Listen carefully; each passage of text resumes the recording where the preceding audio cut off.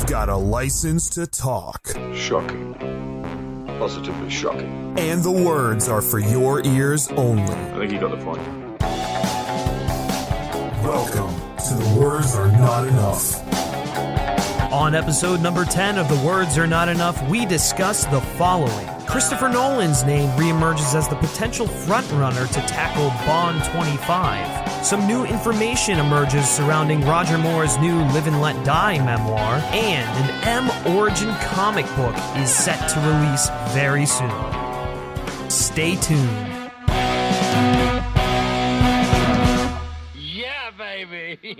Well, hello everyone, and welcome to episode 10 of The Words Were Definitely Enough. Oh, I'm so sorry. I mean, The Words Are Not Enough. Oh, wow, I just messed up the title there. Yeah, it's kind of confusing for this week just because of the, you'll see, the show lineup is something special. Anyways, I am Griffin 00H Schiller. And I'm Brody 005 Saravelli. That's all you need to know. And if you'll great episode. See you guys. Hey, there we go. No. And if you'll notice, Brody's audio quality has probably increased. Hopefully. And that is because he's got a new microphone. Yes, I haven't set it up properly, so to speak, but so it might actually sound like ass. We have no idea. It could in all honesty, it could, but we're gonna hope it doesn't. It doesn't look like it's going to, so there's something. Well, that's always hopeful. Anyways, Brody, how are you doing? How was your Thanksgiving? I know we've been away for a little while. There's really just been a lack of stories, and during Thanksgiving we had an idea planned, but it just didn't really pan out due to scheduling conflicts. But how was your turkey day and your mashed potatoes and your whatever the hell else you ate?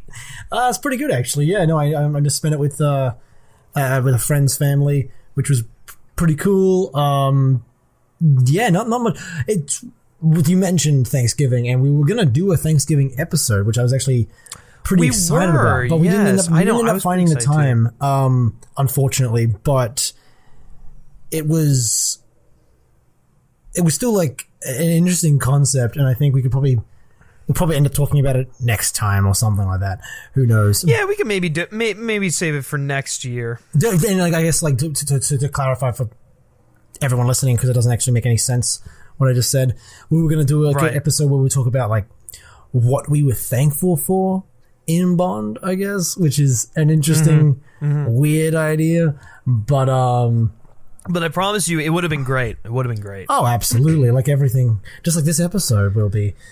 Well, it's funny you mentioned this episode. I kind of had a slip of the tongue in the title. We've got some riveting news here today. Actually, the show is stacked. I mean, I don't know how we're gonna find the words to discuss this show. The words have enough? Are not enough. Oh my god! Christ. Anyways, just kind of giving you guys a little update of kind of where we're at here and our plans for the rest of the year, the rest of the month of December. So this week we've kind of got a little bit of a, I don't even know what you call this, mismatched kind of interesting show. You'll experience it. It'll be something different. But ideally next week we want to do either a commentary or like a breakdown of Die Another Day. Excellent. Because favorite. Die Another Day just celebrated its 15th anniversary or something like that. Yeah, and what was it 15? I believe it was 15. Yeah, I think back 2002. Was that 15 years ago? It's something. It celebrated some sort of anniversary, and so 15, we kind of just wanted. Yeah, and so we wanted to discuss it because there's a lot to discuss with the movie in like an interesting way. So like I said, we're either going to do a commentary on that or we're going to be doing a just kind of what we did with our Live and Let Die episode, which if you have not checked out, be sure to check that out because I thought it was a great discussion, probably my favorite episode we've done on the show, to be honest with you. Yeah, no, for sure. I was just so we've go ahead. Oh no, I was just going to add to what else I've been up to, which is not important whatsoever. So Oh, really? Okay. Well, if you want to just tell the people what you've been doing, that's totally fine. I was going to give them, let them know what we were planning on doing the week after Die Another Day. Oh, go right ahead. I was just going to say, I've a rather big development for me has been that I'm growing a George Lazenby beard in the in that oh wow in his post in his press tour for Majesty's vein. So you're gonna get the long hair too and everything. I haven't had it cut in a couple in a month and a half. So we're ladies and gentlemen, Brody is turning into post Majesty's Lazenby, and I don't know how I feel about this. Maybe Diana we need to post some pictures. Brosnan, honestly, oh dear. Speaking of Die Another Day, yeah. that's what brought it to mind. Maybe we just to need honest. to. I think this is what we need to do. We just need to throw those pictures into the thumbnail of this episode. Yes, that would definitely it might work for that. But anyways, after we do our, is it clickbaity? Oh my gosh, George Lazenby emerges in a weird caveman outfit. We all know everyone's chomping at the bit to get fucking George Lazenby news. So for real. Well, speaking of George Lazenby, we almost god damn it.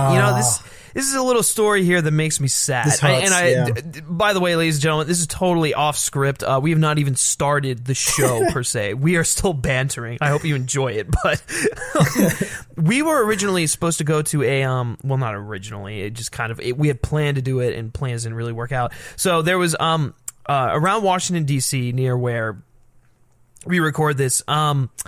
There was an event taking place, a Becoming Bond screening at the Swiss Embassy in Washington, D.C., and George Lazenby was going to be there. They were going to be auctioning off memorabilia from not only Majesty's but from Becoming Bond as well, signed stuff. George Lazenby was going to be taking pictures. You could pay to have your picture taken with George Lazenby, and they were going to be serving drinks, martinis. It was a black tie event. It sounded like a dream, honestly. It sounded incredible, and we were going to go. We were going to go on that, and that would have made this episode a whole lot easier because we would have talked about that experience. The problem is we just we couldn't get it to work out. So unfortunately, it just because I'm in Indiana, so it was an issue to get me out there and I'm a little strapped for cash, so it was $150. That was just... I know, we couldn't... And we weren't able to say hi to good old Laz, and it was... which would have been great. Sad. Yeah. It would have been great. But if you are listening and you're from the area, the DC area, and you did go see that Becoming Bond screening and the really, I guess it was a fundraising cocktail kind of party that was benefiting UNICEF, let us know how it was, because it sounded really cool. I'm kind of disappointed that we weren't able to go, but... Anyways, that was a little bit of a tangent. That could have made the show a little easier. Anyways, going back to kind of what we want to do for the rest of the year. Yep. We talked about Die Another Day. The following week is Star Wars week. That's when The Last Jedi comes out. And if this was a Star Wars show, that'd make that week a hell of a lot easier. But we figured, what's the best way to celebrate Star Wars week on a James Bond show than to talk about Moonraker? Of course. So that week, we will probably talk about Moonraker in all of its glory, kind of similarly to the way that we are going to do Die Another Day and the way that we did Live and Let Die. And then the next week, the week before Christmas, we're going to be discussing On Her Majesty's Secret Service, because that's, it's not really a Christmas movie, but it just feels... Well, I would say so. Do you add it to your yearly Christmas agenda when you need to watch Christmas movies? I legitimately do. Yeah, it and Die Hard. Do you really? Right okay. There, well, I get okay. Then there we go. We will be reviewing the only Bond Christmas movie, and that is On Her Majesty's Secret Service. Well, we're not going to be reviewing it. We're going to be discussing it. And we figured that that's probably just the best way to do it. We've been planning on that one ever since we started the show, but the other two kind of just make sense, their respective weeks, and the James Bond world has really been light, and when I mean light, I mean barren for news. And it feels right to just kind of take this time to tackle some movies that we are eventually going to talk about and will talk about in the coming weeks. So that is the tentative plan. Also, probably towards the end of the month or maybe into early next year, we're going to be doing a topical episode on what we want to see from Bond 25 and such. So Yeah. Yeah, there you go. That's our tentative schedule. Hopefully you are interested in some of those topics and our thoughts and opinions on them. Hopefully you stick around after this episode. Yeah, this is. I mean, we've already started off by giving you an update of our show schedule. I mean, that just never happens. Like, why do you care what's coming out? Like, you just click on it, and you watch it, get surprised. Like, I don't know, wherever you're listening to this. But anyways, let's dive into this lovely show here, starting with first and foremost, Tomorrow Never Lies. Yeah. Anyways, God, this first story, man, I can't even comprehend why this is news. Yeah. But Bond could possibly be headed to the Irish countryside. So, good Lord. Speaking to RTE Entertainment, Barbara Broccoli revealed that she would love, quote, to film in Ireland again, citing Irish hospitality as one of the reasons she's so enamored with the place. And she says the following. We love being here. We love the Irish crew. It's just the people. It's the welcome spirit of the people that's just so lovely. Let's see. Maybe we'll try and get Bond here at some point. I must say, having experienced it, I would love to come back again. So clearly, people, good old Babs loves Ireland.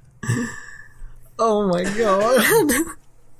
I mean, I really, it's, you know, here's the thing with this piece of news. It's really interesting in the fact that, you know, what does it mean for Bond 25? Like, hey, they're going to Ireland. Are we going, is Daniel Craig going to have to cop an Irish accent? Is he going into hiding maybe on the Irish countryside? Maybe Brosnan will have a cameo. Or we could see a great action set piece on the cliffs of Moher. Honest to God, the possibilities are endless. I hope they just soak up the Irishness of Ireland and just plop it into a Bond film. Because what better, right? Honest to God, like, just this is very revealing information. I want you all to know this. It's imperative that you take this in, you reflect on it. You consult your whatever religious leader you have. You consult them about it. You absolutely. You really just take this to heart. This is very important. Very important. It really is. It's huge here. On a side note, though, I have visited Ireland and I love it. I absolutely. The people are some of the best. One of the best parts about it. I find them to be so hospitable, and the culture, you know, being Irish, I love, you know, the music, the bars, the food, and all that stuff like that. Mm-hmm. And so maybe we'll get to see that incorporated into a Bond film. Who knows? Drink some Guinness. Right, yeah, we'll have James Bond drinking a nice old Guinness. And everyone will freak out. Everyone will say, like, it's the end of the classy era of Bond, and like, it'll just be... Yeah, it's like, oh my God, he doesn't have a martini. He's like, well, he's in an Irish bar. He probably should be drinking a Guinness or like everything we heard about, or something. Everything we heard about the Heineken thing, it would just be that times 50. Like, okay, but let's get something straight. You know, everyone is always like, oh, James Bond, he's like this classy man. He's always drinking martinis. Well, he seems to advertise Heineken a lot. And I don't know about you, but I actually hate Heineken, and it's not a very classy beer, I must say. I'd much rather drink a fucking Guinness than a goddamn Heineken. Like, I would agree, yeah. I mean, I like Heineken, but I wouldn't. Yeah, but I know where you're coming from. It's I think it doesn't seem like the beer that James Bond should be promoting. You know what I'm saying? Yeah, no, you're right. I think the thing that gets me right is, and this is a complete tangent, but let's be honest, there's not much to say about the story. So I mean, everyone always talks about like, oh, the like Bond shouldn't drink beer. He should drink martinis and classy drinks and all that sort of stuff.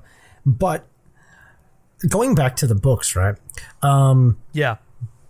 Obviously, Bond's famous drink order, when you reduce it into its component, with obviously not the Vesper, which is the fucking like laundry list of ingredients. But well, which by the way, have you ever had a Vesper? I have not. No, You've never had a Vesper? I've always wanted to. I just never had the ingredients, and then whenever I went somewhere, I never thought to order it.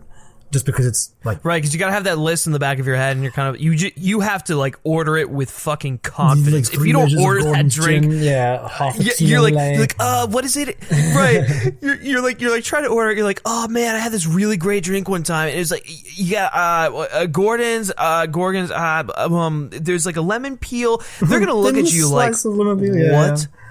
But if you go up to that bar and you order that drink with confidence, man, I am telling you, they'll be scared. They'll be scared of you. They're like, yes, sir, right away. Like, you know. Yeah. So everyone always talks about like Bond has to order these classy drinks, right? Right. But the whole point, right, of the shaken not stirred thing, from the books, is that it's not really a classy way to drink a martini. You stir a martini, you don't shake it.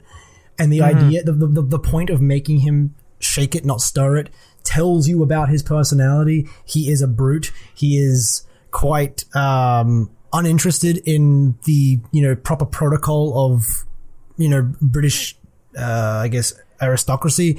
So the whole point of the drink order is that it's not classy. And so it's really funny how like because of what kind of an icon Bond has become in cinema, right, and he's become associated with this classy lifestyle, this extravagance.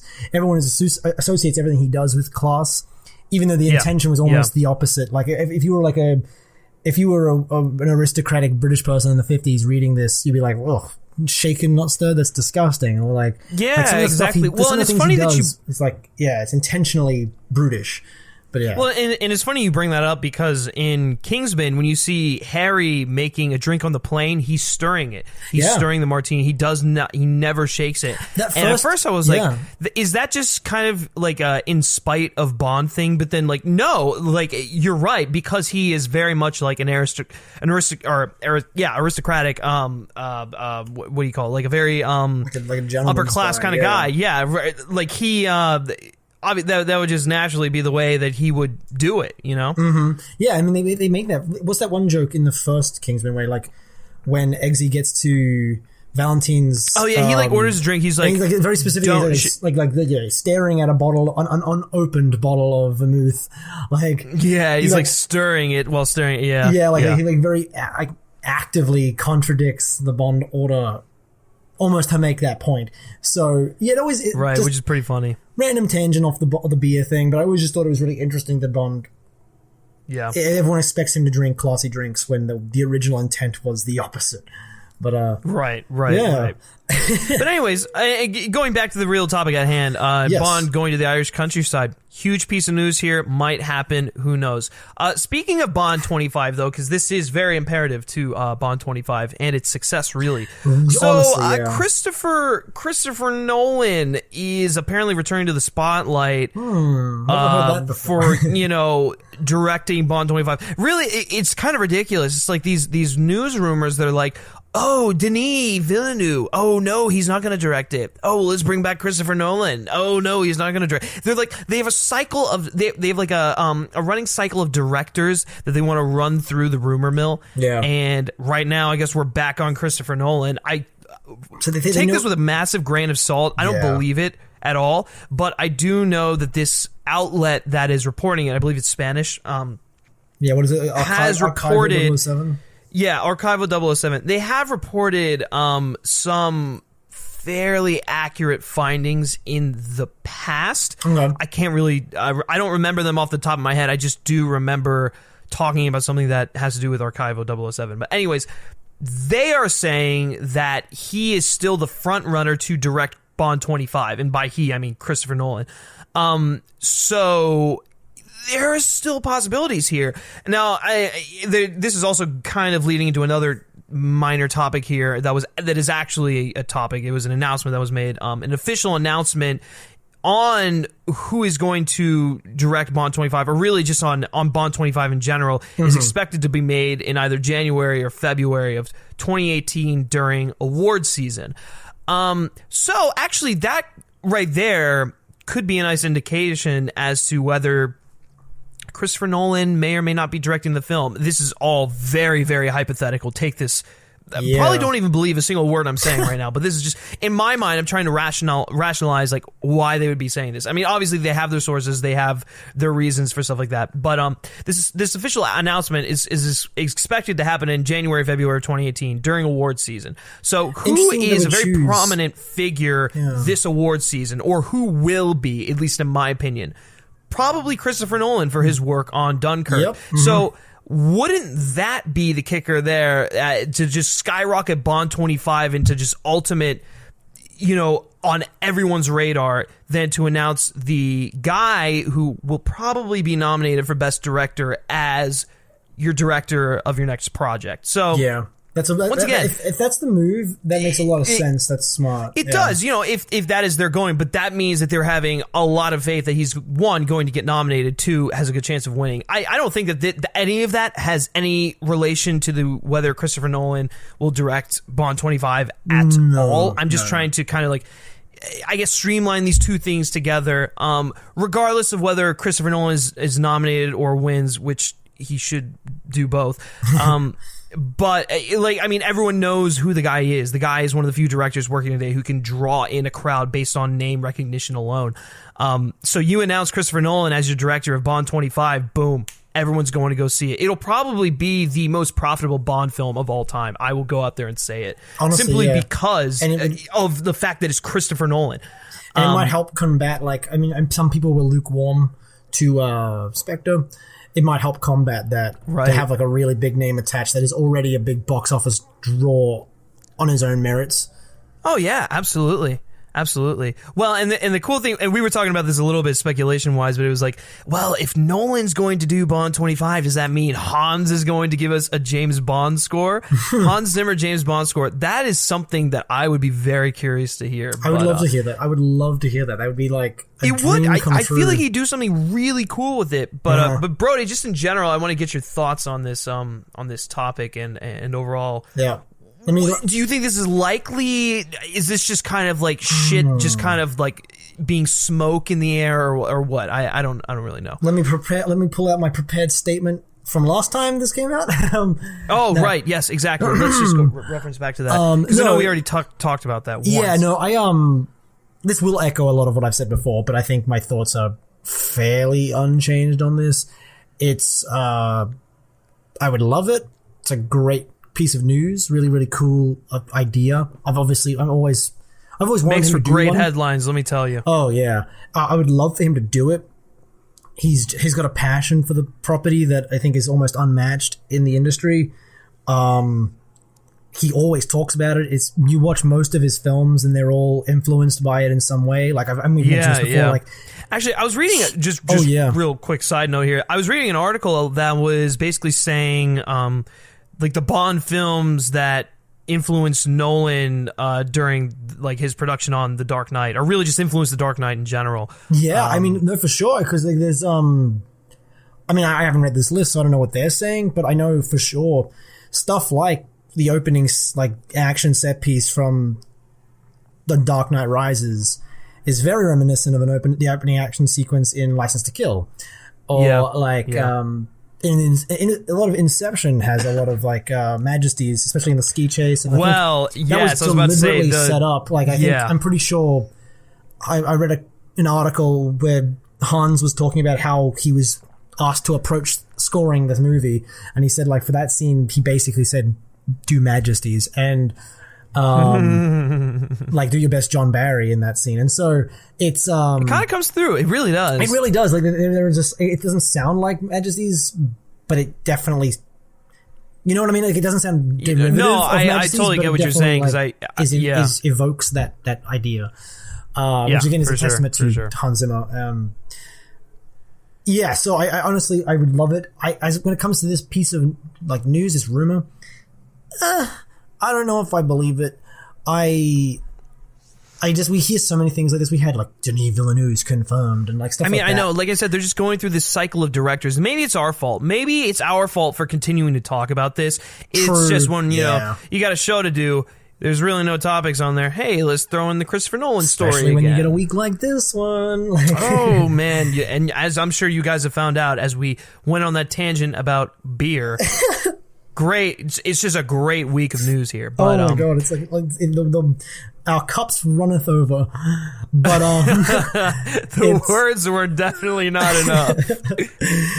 It was man. But yeah, no, so honestly, I don't buy this story, but I do like if he is being talked to, I don't doubt he's being talked to, because he's said as much that he's spoken to them, not necessarily about 25, but about a different project in the series eventually. So I don't doubt he's being spoken to. I just don't know if it's about this. And then on top of that, them angling to release something during awards season does lead me to believe maybe they have something to say about that. See, that's what that was like. I mean, it's it's something that's just not necessarily like found in concrete information or anything at all. It's just really like kind of a feeling. I mean, of course, you could definitely go on to the fact where it's like, oh, new year, new Bond news, new announcements. Let's kick off this new year strong. Yeah. But I think the fact that he was able to, that he's produced a film like Dunkirk, which has just been praised like endlessly, rightfully so, and which has a incredible chance of winning Best Picture. Not only of winning Best Picture, but of Best Director as well. Or, you know, at the very least, they will both be nominated. So having that and then announcing that the director of that movie, for people who are not Nolan fans, who for whatever reason have no idea who this guy is, which is becoming less and less people, but still there are people out there. You announce that guy is your director of Bond 25. That's genius. Yeah. But at the same time, you could say the same strategy works for someone like Denis Villeneuve, who will also most certainly be nominated. You're right. So like, as much he's already denied everything, right? But I just mean that like you could use the same logic for something that we know is not true. So it almost feels like it's. Oh, true. I mean, like I said, I wouldn't believe a single word I'm saying right now. I'm just like kind of throwing shit up in the air and seeing what sticks to the wall or whatever. Yeah, and I would definitely echo that sentiment. I think it's. You think? I think it's like it's a possibility. I don't think it's a possibility because of this news story, though. Like, right, absolutely. Yeah. But anyways, okay, moving on to the next topic here. Massive topic. Oh, it's huge. This may overshadow the Irish countryside topic. So there's been a few little just nuggets. Why did we lead with that story? Testimonies. Why did we lead with what story? We led with the Irish countryside story instead of the Bond 25 one. Listen. Because that is the biggest story. That is the story. That is Bond 25 depends on it. It depends on whether they will be finished filming in the Irish countryside or not. I'm telling you, it changes the game. I think I remember reading something a while back that Nolan said he wouldn't do it unless it was in the Irish countryside. And it only makes sense because he grew up there as a kid. He was actually born there. Then he went to the United States. Then he's back in the... Everything I'm telling you is complete fabrication. That is not true at all. Okay, but anyways, enough of the Irish countryside. We don't need to talk about that shit. Let's move on to the... I know. I was really just... Sorry, I have to go back to it. I was really just blown away. It was like... This article came out. I was just like... Okay. Yeah, it was the most pointless, like slow news day kind of story. Like that's exactly Barbara what Broccoli it is. saved a kitten from a tree. Will the next Bond be a kitten? Like it was just such a tangential. Like it was so loosely related to Bond, and yet they somehow stitched it into. It was just kind of like, hey Babs, what do you like about Ireland? Boom, and then she gives you her statement. It was so funny. But okay, let's move on to our next topic here. Like I said, equally as riveting. Yes. So there were a few little weird interviews or like sound bites that went around on like some Bonds that might have been not necessarily related to each other, but just they came out during the same time period. And so we over the past couple of weeks or the past week or whatever, and so we just kind of grouped them together. Yeah. The first one I think has been mentioned before, like you told me, and that has to do with the fact that Liam Neeson was approached to play James Bond after Or no. I'm sorry. I'm thinking of Mel Gibson. Because Mel Gibson is the other guy. But anyways, we'll stick with Liam Neeson. Spoilers. Spoilers. The second Bond is Mel Gibson. We'll get to him in a second. Anyways, Liam Neeson was approached to play James Bond, but I think like it was his wife or something that. Yeah, he made a lot of his career choices based on his wife, and that's why his wife has passed away now, and he sort of does these action movies to keep himself busy, to distract himself from that. Which is kind of a sad story, but it really is, and for such a nice guy, you know, like he everything you've like heard about him, all the interviews you've seen, he's just like a really genuine person. So apparently, she said, you don't want to do Bond, you'll be typecast forever, which isn't wrong. And the funny thing is, he's kind of typecast now. Yeah, well, now he's typecast for a completely different thing, so that is kind of ironic, but I think he ended up doing like stuff like, I mean, he did end up doing stuff like Schindler's List instead, and which is definitely good that he did that. Yeah, you know. So he got a lot of his dramatic stuff out of his system instead, which you can debate whether or not that was the right career choice considering where he sort of ended up, but he had his reasons, and it didn't seem like it was disdain for the character or anything. It was just not what he wanted to do with his career, which is understandable. Right, but I will say this about him and his action movies. The action movies that he's making, like now, I really wouldn't say they're bad. I mean, they're disposable, but they're like, you can sit down and watch these Liam Neeson action movies really at any point in time and have a good time. Like, yeah, the Taken movies past Taken 1 are really not good, but like, I could sit down and watch them and still have a good time watching them. And the first Taken is legitimately a good movie. It's a really great premise that I think is elevated by an even greater performance by Liam Neeson. It's created a whole subgenre of elderly men going and saving people. Yeah, like, dude, that is an actual subgenre now. The Neeson-assance. The Neeson-assance, holy fuck. Sounds like I'm talking about the cars. But. Yeah, exactly. Like it's like the new summer sale. Like, welcome to the Neeson-assance sale. Going to your so local true. Nissan dealership. And like, oh Jesus. Oh God. It's true. It really is. But yeah, I mean, how do you think about it? Like, what do you think about this? Like, you know, the Liam Neeson as James Bond, I can't see it at all personally, but I think he would have made an interesting literary Bond, honestly. He kind of looks like Bond, like his younger self, like his 1990s. I'm gonna pull up a Liam picture Neeson. Now because I'm not buying this. Like he kind of looks like. I mean, Ian Fleming's Bond was never the most. He was an attractive man, I guess, in like a kind of unconventional way, but he had like a darkness to him, and I think Liam Neeson would have been a pretty great successor to someone like Timothy Dalton, honestly. Oh, actually, a successor to Timothy Dalton, absolutely. Yeah, I think he would have been able to continue that like literary interpretation, and then obviously at the time he was making a lot of like Schindler's List and stuff like that. So I honestly don't think he would have been he would have been that bad. Like, I don't think he would have been my first pick, but and I'm happy we got Pierce Brosnan. He did a good job. It's just interesting is all. Like, yeah, I don't know. I mean, yeah, some of the younger pictures I'm looking at him here, and it's like, okay, maybe, yeah, like that, like he would definitely have to be the successor to Timothy Dalton, like that. Yeah. That would, no questions asked. That would have to be the case, because I don't think that he really, I don't know. He could pull off the physicality for sure, and like, I mean, the badassness. I mean, we already see that too. Yeah, well, yeah, and the dramaticness. We already see that in like his Neeson-assance, but the Neeson-assance, which I'm going to actually actively refer to. Yes, you should. Neeson-assance. I think. I mean, and it's quite on. It's honestly quite It's quite interesting that he didn't do it, considering he ended up doing Phantom Menace at the end of the decade.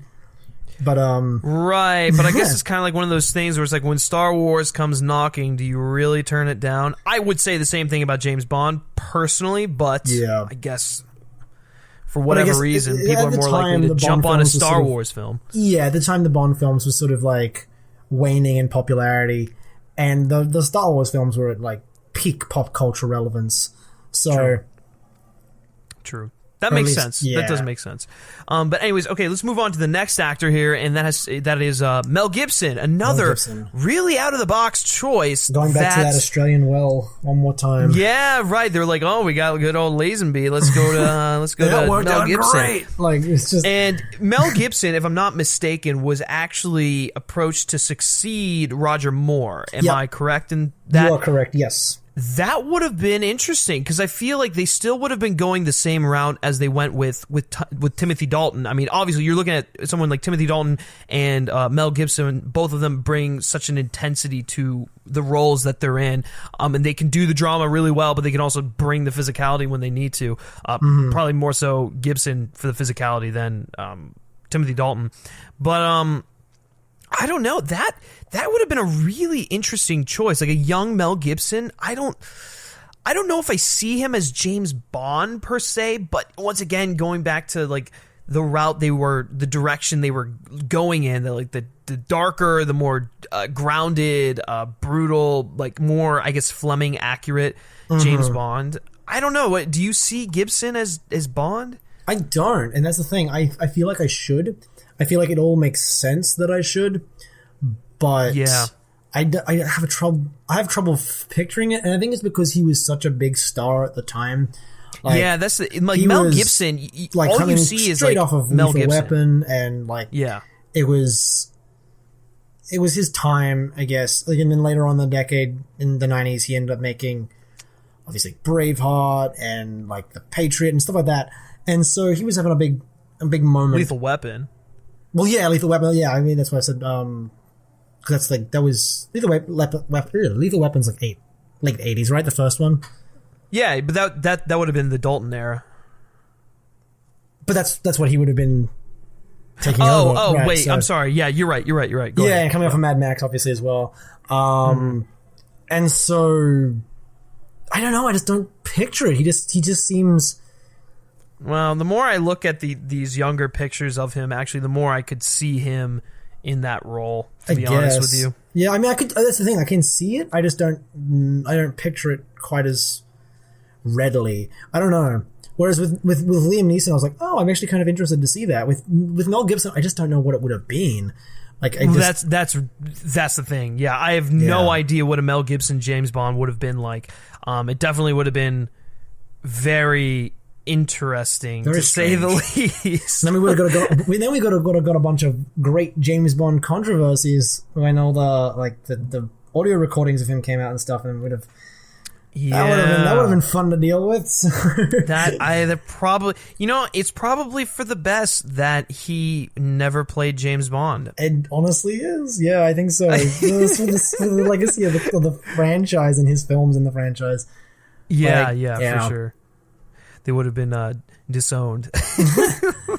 But anyways, I guess those are just two names that kind of were circulating the internet as of late. Their accounts of almost playing James Bond kind of like reappeared for whatever reason. Yeah, and I think it's also interesting to note that with the same time this Mel Gibson thing was happening, that's when they originally wanted Pierce Brosnan. And they originally, he did I think we were going to talk about this a couple weeks ago, but we didn't end up doing it. He screen tested for it. He was so down to do it. He was ready. But then his Remington Steele contract got renewed because of all the increased media hype surrounding him because of this Bond rumor. And he ended up having to the last day for his contract to expire, they renewed it. And so he was crushed and he had to do it. But we got Timothy Dalton, so I'm honestly not that mad. But it's probably for the best, because I don't think Pierce ended up getting more films for a guy who really wanted to play James Bond. I guess it was better. It was 4 films, and sure, it can be debated where they rank among, the ranking of all 24 of them. But they, for the most part, were not the best ones. So I guess that kind of sucks for him. Yeah, and then I think also who knows where the trajectory of the all that legal trouble would have gone had he been selected earlier, you know what I mean? And they just gone with and rolled with it, they might have made it. I don't know. It's like the butterfly effect, I guess, where you don't really know if things would have played out exactly the same had that one decision been made instead. But right. You never know. Right, that's for sure. And with that is going to do it for this riveting segment of Tomorrow Never Lies. Honestly, let us know on probably the top 10. Yeah. Let us know all of your thoughts and opinions on the topics we discussed in the comment section below of wherever you're watching, especially on that Irish countryside. And quick poll question here: should James Bond drink Guinness or Heineken? Ultimate question there. That is the question of the day. So let's move on to Q Branch. Q Branch is where we talk about all the little bits and pieces of Bond lore that really don't pertain to the movies at hand, but are still kind of cool to talk about. But in this case, really, there's I don't know, there's some cool little nuggets in here. I have to admit, Q Branch is where the show is kind of going to happen this week. Yes, don't absolutely. You think so? I would agree. Yeah, there's a lot of like little tidbits here that are actually substantive instead of just right. And so Brody, being our literary expert here, is going to start us off with this great topic on Roger Moore and his new Live and Let Die memoir. Yes. So if you haven't heard, there's a new book coming out, I guess, being released posthumously by Roger Moore, and it is essentially it's called the 007 Diaries, filming Live and Let Die. And I have no idea if this is going to be a part of a series of like diaries that he kept in his tenure. So you might get like a 007 Diaries, Man with a Golden Gun, or you know what I mean? I don't know if that's the case. Interesting. Yeah, that'd be really cool. Also, like a small side note: the front cover for this book is that promotional picture from Live and Let Die, where he's wearing the tactile neck, and he's like the he's shot the one that then sort of inspired the Spectre promotional stuff. He's like shot the glass in front of him and stuff like that. So that's quite cool. But in any case, this book is coming out. We've heard a couple little things about it that have sort of just been not leaked, but they've been like released in the I guess what's the word I'm looking for? It's in the help me out here, Griffin. I'm trying to help you out, man. I wish I knew what you were talking about. In the lead up to this, right, and to this release, and this is actually a I guess a re-release. So of an out of print book. I should definitely specify that. Yeah. But in any case, there's some interesting little tidbits that we've sort of learned according to, like the people who've read this thing, and the first of which is that it's opened with a new foreword by David Hedison, who played Felix in that film, and apparently they announced this on Twitter from Roger Moore's Twitter account, but apparently they were like Roger and David were actually pretty close friends in real life. Right. Yeah, I saw that. Yeah. I didn't know, which I had no idea. Explains a lot of their chemistry, because I think they had great chemistry in that movie.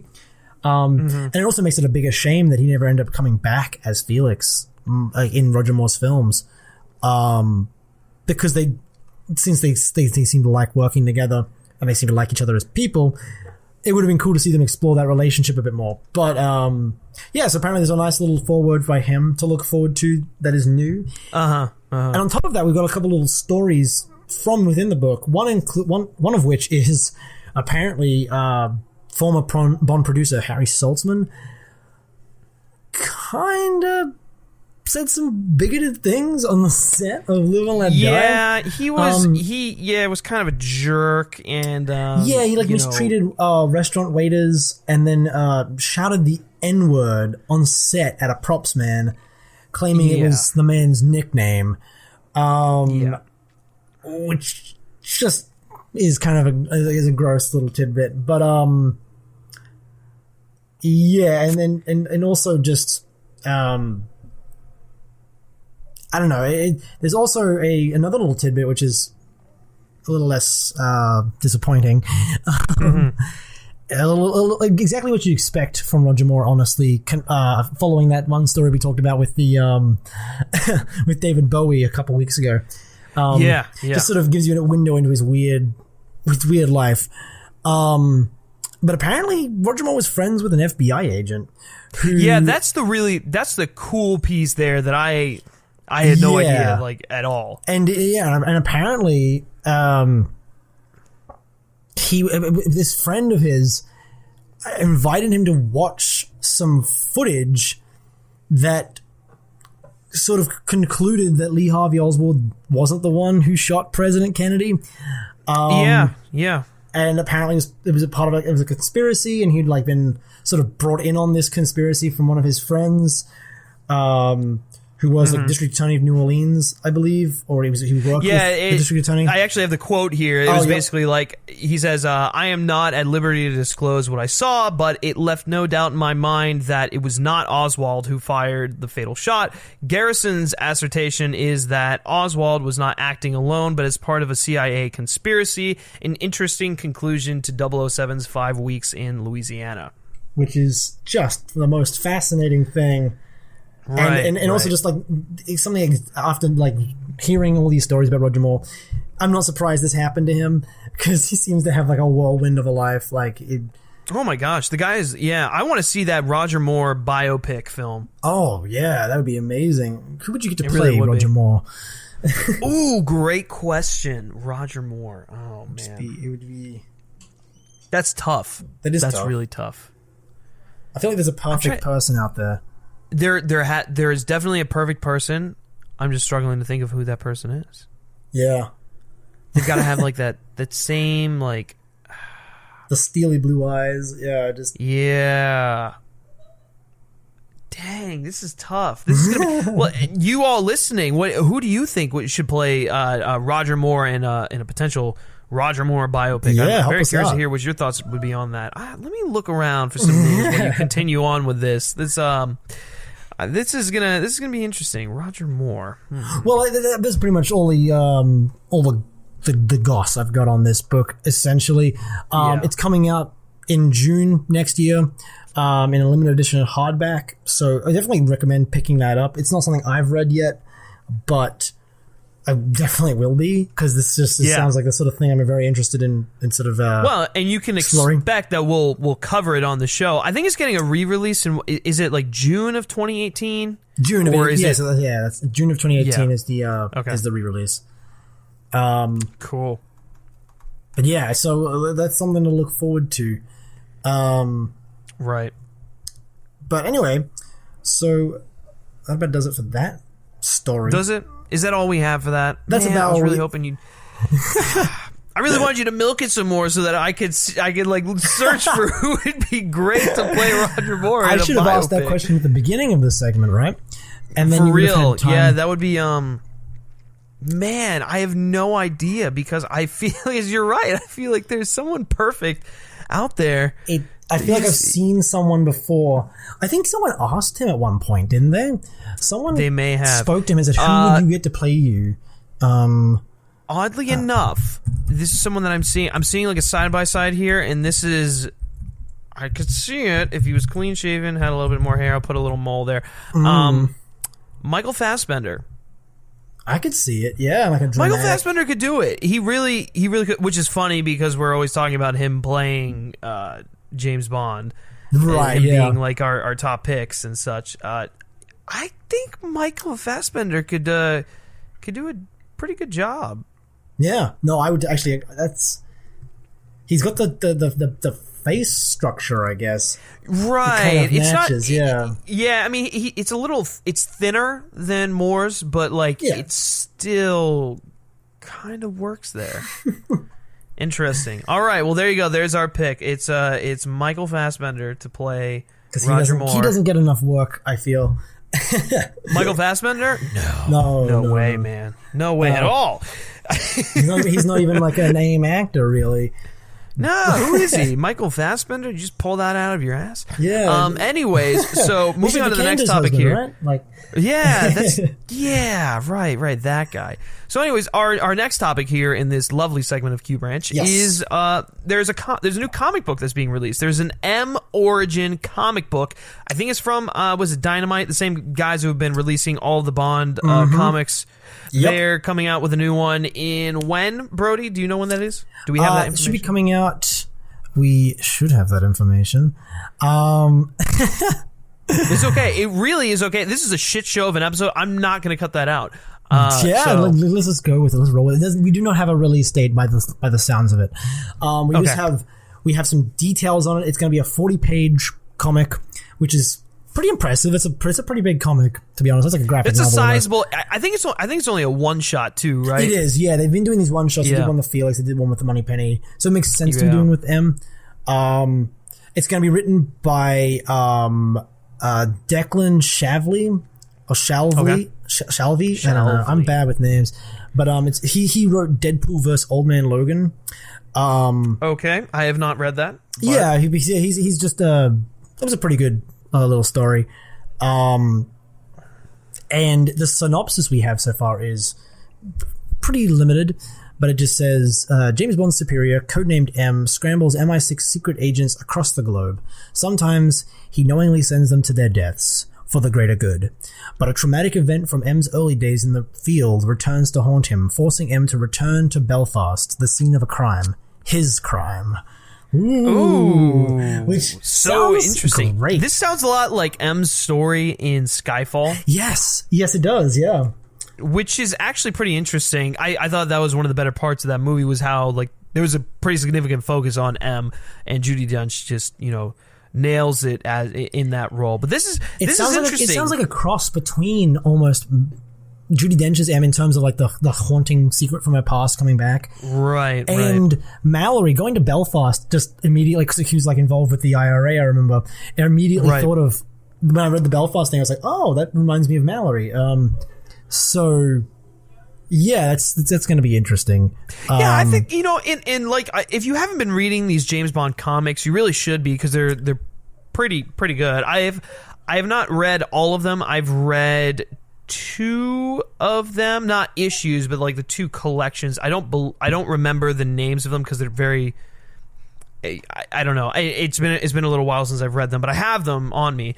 I definitely go check them out. Dynamite has been doing a dynamite job of of putting out these James Bond comics, and it's really nice, especially for this time where the large gap of times between movies and stuff like that. They're nice stories, and actually, there are times when I'm reading this and I'm like, this is almost more accurate than the Bonds we've gotten on screen.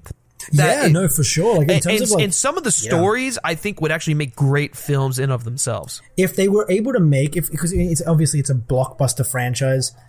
Yeah. Sorry, there's some noise outside my door again. You can hear that. It's okay. It's just like chatter. But anyway, so you can cut that. But anyway, so if they weren't like so confined by this blockbuster structure, it'd be really cool to see them do some of these smaller espionage stories that they've been doing, that they've been allowed to do in the comics, which is very reminiscent of the books. Yeah.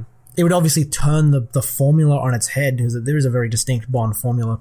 And we have seen a lot of like turning that on its head, and a lot of inversions of that with Daniel Craig.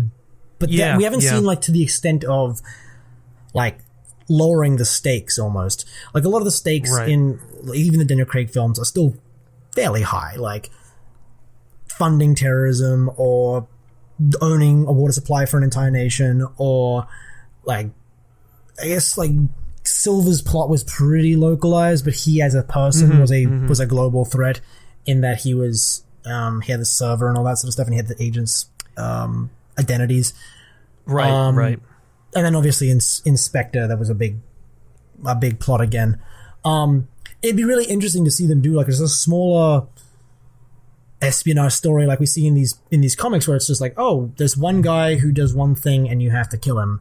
And yeah, I like those. They make for more personal, well, not necessarily personal, more intimate, I guess, stories. And they're not the world doesn't have to be ending in every single Bond installment. I mean, if you look at it, like some of the best Bond films, I actually think are the ones where the stakes aren't as high. There's still high stakes, and it's very detrimental to everything that's going on. But I don't think that it's not like, Die Another Day, where the guy's trying to like send them into like I don't know, the next ice age or something like that. What I forget Gustav's Grave's stupid plan. But anyways, look at he's going to destroy the demilitarized zone so that North Korea can that's right. But there's like an ice castle and stuff. It's stupid. Anyways, but you look at Goldfinger.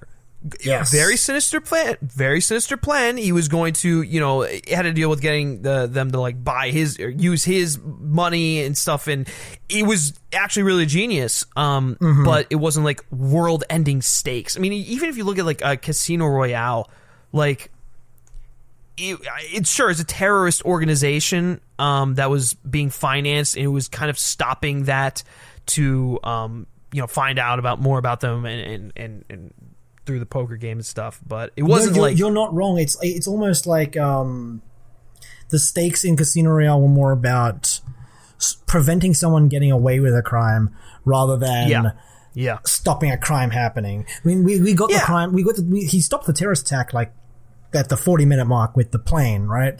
So. That was you're right. Yeah, and so that was after the first one. The most of the plot is just preventing Le Chiffre getting away with this crime. From financing it to prevent other, bombings or whatever that could happen throughout the world. Yeah, and similarly, like From Russia with Love is literally about getting him. The Dakota that's another back. one. Right. Yes. So, did I say, what movie did I just say? I meant to say From Russia with Love. I just blanked out. You did say From Russia with Love. I did? Okay, I just completely blanked. I was like looking at my I was looking at the my Adobe Audition to make sure my levels were fine, and I just completely zoned out. But it's okay. Are your levels fine though? Are they good? Yeah, it's all good. The levels are good, ladies and gentlemen. The levels are good. You heard it here first, folks. That's something you can take to the bank. Like honestly, the levels are not enough. The levels are not enough. Fuck me. Oh my god. Honestly, though, the title for this show is honestly ripe with meme potential. It is. But anyway, so the smaller stakes. But even then, I would love to see something just like completely tiny stakes. Kind of like. Yeah. Look, what was so good about Skyfall. Skyfall was such personal stakes. Well, that's what I was saying. It was a more intimate story that dealt with just personal demons. Like, obviously, taking out Silver was important because Silver was a destructive person who did bad things. Yeah, he was a cyber terrorist. Yeah, he's a cyber terrorist, and he caused the bombings in London of MI6, and then also the train crash. So he did have consequential, an impact on the world. But at the same time, if his plot succeeded, if he killed them, which in the end she dies, spoilers, but so he kind of does win. If he wins and then he gets away, the world isn't all that changed. M's world has changed, Bond's world has changed, Silver's world has changed, but the world at large doesn't necessarily change because of the actions. Yeah, exactly. Which is something I love. I love that, like, in terms of, like, you're talking about this theme that they've been going with the Daniel Craig films of, like, in the shadows and everything happening, the secret war happening in the shadows. Especially in the last two films, in the Sam Mendes films. It's almost, like, appropriate that, like, the stakes would be limited to, like, the outside, in the peripheral vision of the rest of the world, like, things that we don't immediately see. It's not like a superhero movie where, like, it's going to destroy a city or, like, an alien invasion. It's quite, the stakes are quite malleable. You can make them whatever you want, really. Whereas with something like a superhero film, you kind of stuck with this end of the world thing. Otherwise, what's the point of superheroes? You know what I mean? So it's, I don't know. So you could use that same, like, logic and apply it to superhero films for sure. I mean, look at a film like Logan. This is way tangential, but just look at a film like Logan. Stakes are smaller. It's not the end of the world. I mean, it's him trying to help this girl get to safety, and, you know, cope with these people who are coming out with him, and I guess cope with his age and stuff like that. I feel like this goes for a lot of characters. I would love a Logan type Bond story, though. Like, didn't we talk about that? Talking about like if they had to finally retire Bond and end it and tell, like, a story of his last adventure. Yeah, like a passing of the torch or something like that, or even if it was, I honestly, I wouldn't want it to be a passing of the torch, but I would like. I think you're right. I think we did talk about this a little bit. We did. But it bears repeating, I guess. I would love a story that is just Bond's last hurrah. I don't think I'd ever want to see it because I think that this franchise is eternal. But yeah, I agree. It would be such an interesting if they were telling, like, these little Elseworld stories to borrow something else from comics. If they were doing something like that, And I would just love to see, like, Bond is retired, he's jaded, he's secluded himself, and then he's drawn in by someone who needs him to do something, and he has to become a hero, and in the end sacrifice himself to achieve the goal. So, like, it's such a classic story, like a Western kind of motif, I guess. No, you're totally right on with that. Bond. I think his a character, he suits it. You wouldn't want to do that sort of thing for every character, but no, I think that would be great. But again, sure, and there could definitely be some cool ways to go in that. One last quick thought on this topic that ended up spanning into a great discussion, weirdly enough. I think, well, actually, it's a question I want to pose to you. Okay. In relation to these comics. So, we see how they're doing these one-shots. We got that Felix Leiter one-shot. They got that Moneypenny one-shot. We've got this M one-shot. Mm-hmm. Is it possible, and would it be a good idea for the film franchise to kind of borrow from the comics and make these one-off films about these characters? It would only be one. It wouldn't be a franchise. It wouldn't be like a Felix Leiter franchise. It wouldn't be like a trilogy or a sequel. They would make one contained story about this character. What do they call it? Like, it'd be called Moneypenny, a James Bond story. No, well, yeah, either that or it would be a 007 Legends Moneypenny. I don't know if I'd want a movie. I don't think that would be necessarily a great idea. Wouldn't be a bad idea. I mean, there are definitely worse ideas out there. But absolutely. I told I would love them. I would love if they did these one-shots within the movie continuity, right? So you get Ralph Fiennes, you get Naomi Harris, Jeffrey Wright, or Naomi Harris, or like you get the actors we've established in this universe, and you give them a little mini-series, like 6 episodes. Yeah, and we have definitely talked about this before. Yeah, we have. I think it ties into this whole thing. I think you give them a miniseries, but you tie it directly into the film continuity. So it's like, okay, Spectre happened, Skyfall happened, Bond 25 happened, all that sort of stuff. At the same time, maybe M's got his own thing going on. James Bond's not necessarily in the story. It's just a story about them. I think that would be really cool because I think there is potential, and it would also give them license to do something less monumental. If you're doing a film, we give them a license to thrill, not kill. That's true. I mean, and it would be like the M story wouldn't feel obliged to have a big action set piece or because if you don't do an action set piece and you set it in the James Bond world, you're going to disappoint a lot of people. Well, people like us may be interested in seeing it. The general audience, people be like, this is a James Bond story? This is like... You couldn't make something like Tinker Tailor Soldier Spy in the James Bond world. Well... In film form. I don't think in film... It would just... I think they've changed the formula enough where it works, but I think there's just such an expectation around this character that if you changed too much of the formula within this world, it doesn't ring true to being a James Bond story. But I feel like on TV, the format, first of all, but also this just the I guess the less expensive nature of it. You're not sinking $200 million into this thing. It probably costs a lot still, but it wouldn't cost like to that extent.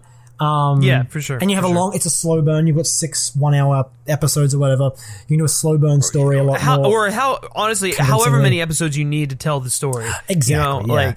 And I think that would be great. I feel like Felix would work better on screen just because it does. Felix, because he's the American James. Well, I wouldn't say he's the American James Bond, but he's he's the other side of that coin. I mean, he is like the CIA operative. Yeah. But I don't know. I just think I'm gonna get like some flack for saying that.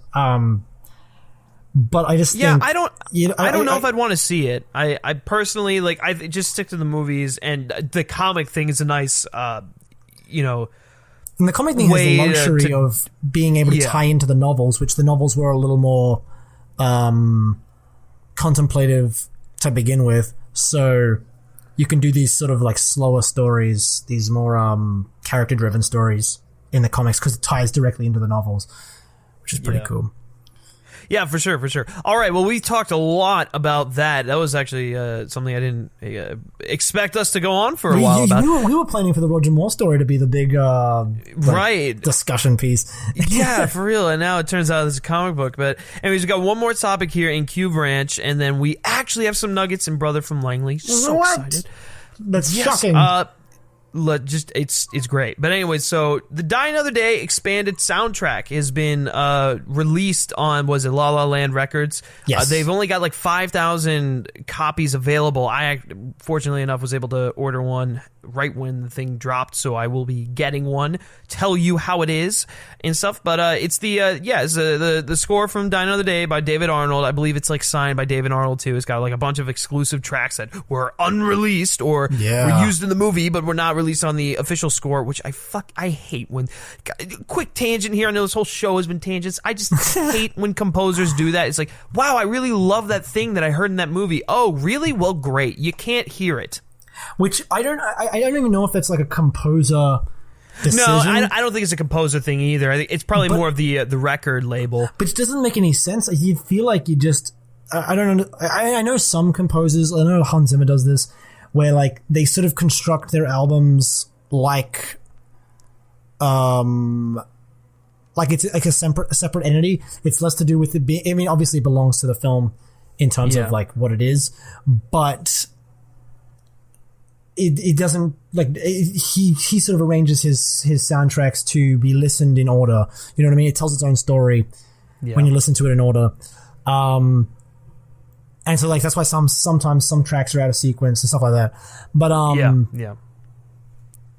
so I get that, and that's why some things end up being cut. But usually they cut like they never cut the really like insignificant tracks. They always cut like an interesting track that like does something different and brings something new to the sound of the movie. And I don't know why. Like, I don't know what record label is like, well, I don't know why we wouldn't want to make money off of this. Like, it's just odd.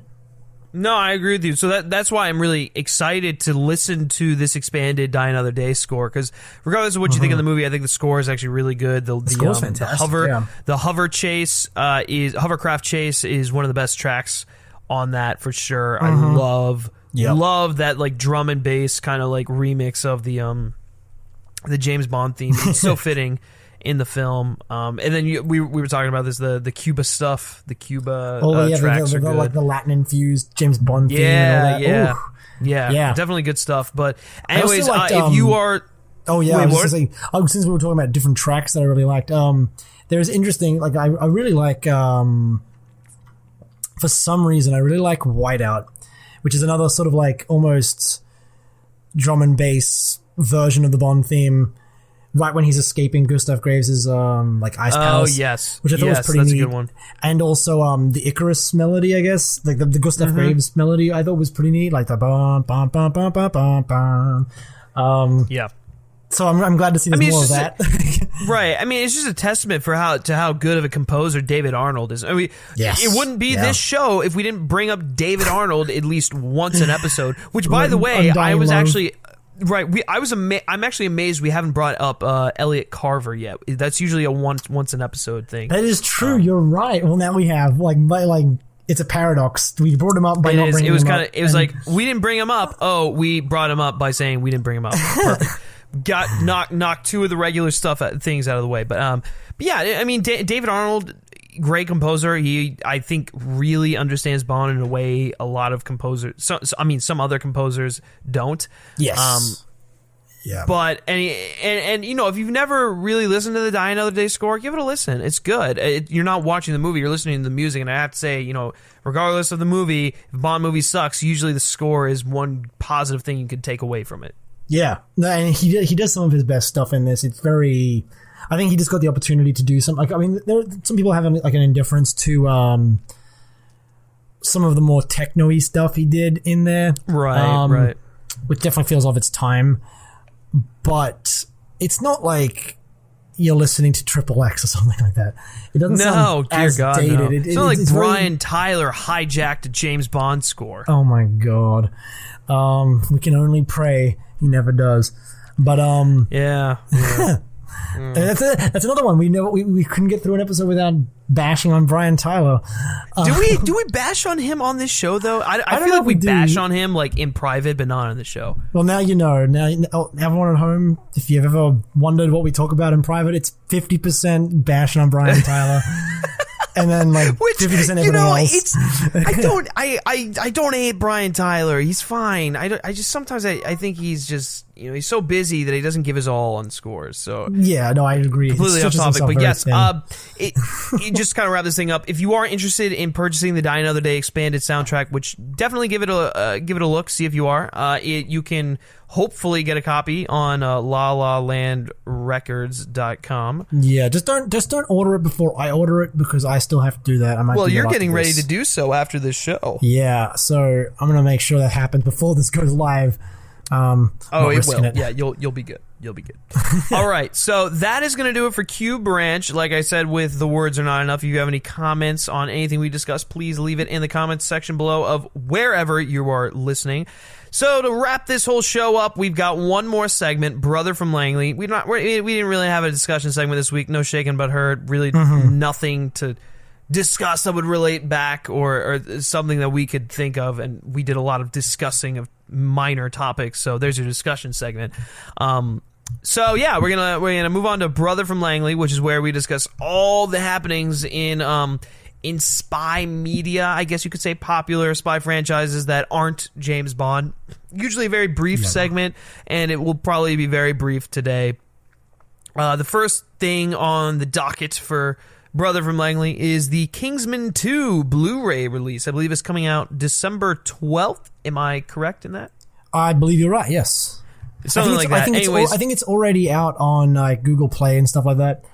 But it will be out for like home media purchase on physical, like Blu-ray disc. Yeah, it will definitely. Yeah, you can already purchase Kingsman on digital. Yep. But if you're like me and you like to get those physical copies of said movies, then you'll be waiting until December 12th. And first of all, I just want to say, if you are a collector of Blu-rays, go get the Steelbook. The Kingsman 2 Steelbook looks fantastic. Got some great art on it. If you're curious as to what it looks like, just Google the Kingsman 2 Steelbook or Blu-ray Steelbook. Those are available at Best Buy.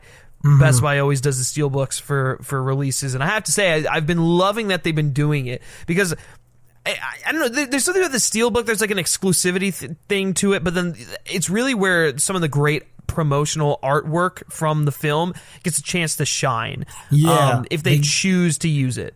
Yeah, they're usually a little more stylized than the usual sort of like slap the movie poster on the cover kind of Blu-ray cases. Yeah, it's really, there's some eye-catching stuff. Like it really is. And I think the Kingsman 2 Steelbook is one of the better ones that have been released as of late. It looks fantastic. I think tying that in, I guess some of the Bond ones have been really great. Like the Spectre one, I think is really cool. Speaking of the Spectre one, on Black Friday, I got the Spectre Steelbook for $6 at Best Buy. Such a steal. Such a steal really book. But yeah, I mean, some of the I don't think they've done any Steelbooks for the. Oh no, they have for some of the past ones, right? Yeah, I have the Skyfall one as well because I have the 50th anniversary box set. And it didn't come with Skyfall, so I ended up having to get Skyfall on Blu-ray, and I have like it's a pretty cool piece of art as well. I can pull it right now. Not that anyone can see it, but right, because we can all see you through the headphones. Yeah, and it's basically a like it's like a gunmetal kind of case with that one shot of Bond by the Aston Martin in front of like the Thames. And that's classy. It's really cool. I like that. And the back cover is the Aston Martin, just the Aston Martin in Scotland, and so it's really nice. Oh dang, that's a good one because I know they released another one that was of the it was like the opening credits stuff where it's like the little target practice James Bonds that are floating around and blood kind of coming out of them. I wasn't a huge fan of that Steelbook, to be honest with you. But I'll tell you which one is great is the one for On Her Majesty's Secret Service, which is like the martini glass with the British flag and all the women. Actually, James Bond, now that I think about it, has had some really great steelbooks. The Spectre one, most recently, is probably my favorite. It's quite minimalist, which is nice. It's like that's the cool thing about it. I love the minimalist. Actually, the Thunderball one is pretty good. I'm looking at some of these steelbooks here. If I didn't already own them, I would probably grab them. Like, that's the thing. I quite like my 50th anniversary box set, so I'm gonna stick with that. But for sure, if you don't have it, I would recommend picking up the steelbooks if you've got like the cash for it. They're a little more expensive. But right. But it's like, hey, sometimes you get them on sale. Like, I got mine for $6. So. That's right. Yeah, exactly. Anyways, moving on to the final topic of today. This has really been a very interesting episode. Wasn't sure how it was going to pan out, but I think we made it through all right. We're on the final topic here. We squeezed all of the juice out of that Ireland story. We really just got it. Like, I'm telling you, man. It's just in the update, giving everyone the update of our show. I think we made it work. So the final topic has to do with Jack Ryan TV teaser. So if you didn't know, Amazon is producing a Jack Ryan show starring John Krasinski, who is Jim on The Office. It's kind of interesting. Really, ever since 13 Hours, that Michael Bay film about the Benghazi incident, ever since that film, when I keep wanting to call him Jim, John Krasinski had to be more of a physical, badass presence. He's been taking different kind of roles. That was like a nice segue for him to go into non-comedic, like stereotypical Jim Halpert kind of roles. But anyway, so he's Jack Ryan in this new show, and I have to say that I'm really digging everything I've seen from this show. I mean, this teaser really wasn't anything like mind-blowing. It was like a 40-second little thing, but they released a few teasers now, I believe, right? This is just one of a few. Yeah, there's a couple little teasers, and then there's the teaser trailer. Right. The teaser trailer sort of gives you more of a taste of what the show is going to be like, while the teasers sort of give you these little snapshots. Right, and overall, I'm very impressed with everything I've seen. It is an Amazon Prime exclusive, so if you are not an Amazon Prime member, you cannot watch this. Unfortunately.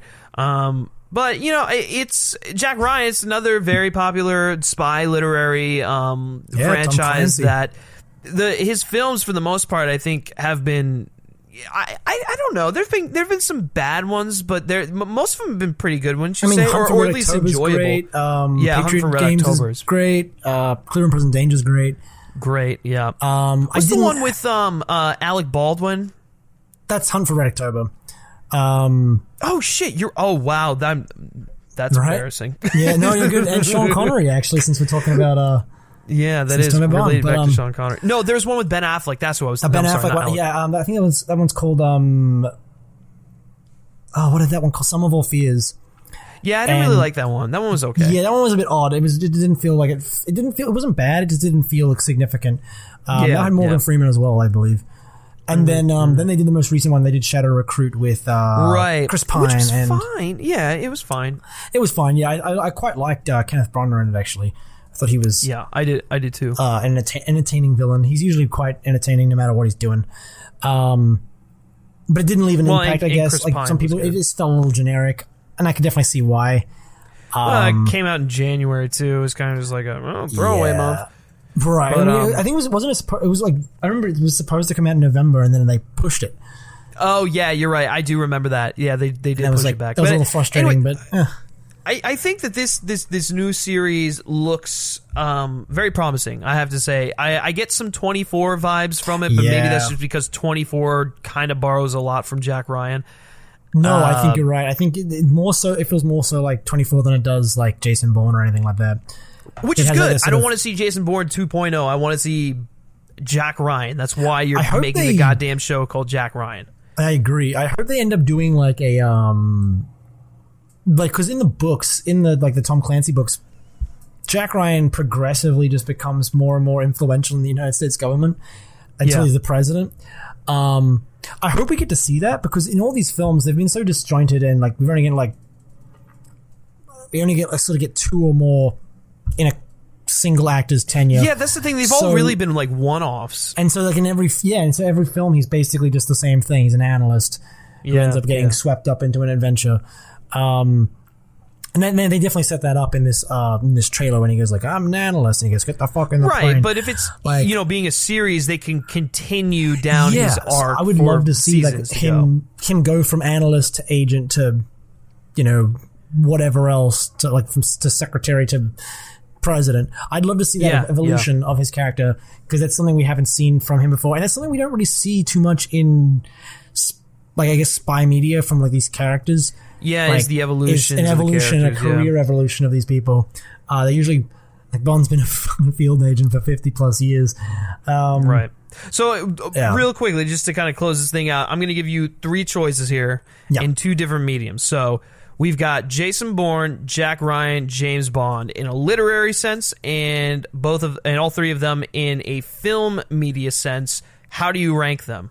Obviously, James Bond's on top. I mean, no literary sense, James Bond, Jason Bourne, Jack Ryan. Yeah, you know what? I'll throw in the Kingsman there as well. So you got 4. Does that count the comic books, I guess? Yes. Okay. James Bond, Jason Bourne, Jack Ryan, Kingsman for the books. Okay. And then for the movies, James Bond, Jason Bourne, Kingsman, Jack Ryan. So really, it's just a matter of switching the 2 in the films. I think I really love the 2 Kingsman films, and then same. And the Jack Ryan films. I really love Patriot Day, Patriot Games. Too many Patriot fucking names. But Patriot Games is really great, and so is Clear and Present Danger. I love Patriot Games a bit more, and I love Hunt for Red October. But Hunt for Red October is just none of them like. I don't pop them in as regularly as I feel like watching. No, you don't. Like they're that. just they're whatever. And that's just personal preference. But yeah, in terms of the books, I just think James Bond is infinitely the most like interesting character. Oh my god! I mean, we're doing a goddamn show about James Bond, so clearly he's at the top of it. Yeah, and but Jason Bourne in the books is quite complicated as well, and so is Jack Ryan, more so than he has been shown so far in these movies. Tom Clancy does tend to write sort of his stories tend to be a little more like, I mean, they're all kind of wish fulfillment characters, but Tom Clancy's especially like, you can tell Tom Clancy's writing it, and it's like Jack Ryan is Tom Clancy in his mind, and it's like, then he became president, like, so yeah, so I think that definitely detracts from him a little bit, but for sure, not a ton. I got you. In terms of like how interesting of a character he is. But anyway, what about you? You got a similar thought? Any thoughts on that? For me, you want my ranking? From a literary, well, I can't really rank them literary because I haven't really read any of the Jack Ryan books, or I really haven't read any of the Jason Bourne ones either. I don't really read, but anyways, from a film sense, breaking news. Right, yeah. From a film sense, James Bond, Jason Bourne, Kingsman, Jack Ryan. Nice. Okay, so we're on the same page now. The exact same as you, and that's just the way it is. So with that, that is going to conclude our show here.